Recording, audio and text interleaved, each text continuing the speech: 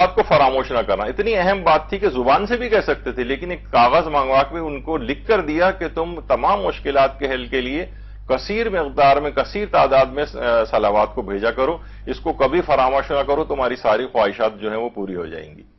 تو آیت اللہ بہجت خصوصیت کے ساتھ یہ بات کہتے تھے۔ اور اہل مرو جو ایک علاقہ ہے، وہاں کی ایک مومن کا جو ہے وہ ذکر کتابوں کے اندر آیا ہے، اس کی ایک حکایت کہ وہ کہتا ہے خود کہ میں بہرحال بہت سے دیکھیے لوگ لاپرواہ بھی ہوتے ہیں کہ پیغمبر کا نام آتا تھا، ذکر سنتا تھا، لیکن میں ایسا کوئی التفات نہیں کرتا تھا اور درود نہیں بھیجا کرتا تھا میں پیغمبر پر، بس نام سن لیا۔ تو ایک دفعہ میں نے خواب میں پیغمبر اکرم کو دیکھا کہ میں گیا ہوں ان کے پاس، لیکن انہوں نے میری طرف التفات ہی نہیں کیا، جیسے کوئی دیکھا ہی نہ ہو۔ تو میں کہہ رہا ہے کہ میں دوسری سمت سے پیغمبر اکرم کے پاس آیا، لیکن پیغمبر نے پھر کوئی التفات نہیں کیا، حتیٰ کہ ہر سمت سے جا کے میں نے دیکھا کہ میں نے کہا کہ یا رسول اللہ آپ میری طرف التفات کیوں نہیں فرما رہے؟ پیغمبر نے کہا میں تمہیں پہچانتا ہی نہیں، تو التفات کیسے کروں گا؟ کہا کہ یا رسول اللہ میں نے تو علماء سے سنا ہے کہ آپ اپنی امت کے ایک ایک فرد کو پہچانتے ہیں۔ پیغمبر نے کہا کہ میں اسی قدر پہچانتا ہوں جس قدر وہ صلوات مجھ پر بھیجتے ہیں۔ اللہم صلی علی محمد۔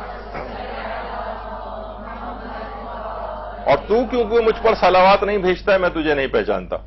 اب اس کی آنکھ کھل گئی، بہت پشیمان ہوا، بہت ہی افسردہ ہوا، لیکن اسی وقت سے اپنے اوپر لازم قرار دے دیا کہ میں روزانہ کم سے کم ایک تسبیح 100 دفعہ صلوات پیغمبر پہ بھیجا کروں گا۔ اور پھر کچھ ہی عرصے بعد دوبارہ پیغمبر اکرم کو خواب میں دیکھا کہ دیکھا اس سے راضی و خوشنود ہیں، اور کہنے لگے ہاں اب میں تجھ سے راضی ہو گیا ہوں، تو مجھ پر کثرت سے صلوات بھیجتا ہے، اب میں قیامت کے روز بھی تیری شفاعت کروں گا۔ درود بھیجیے محمد علیہ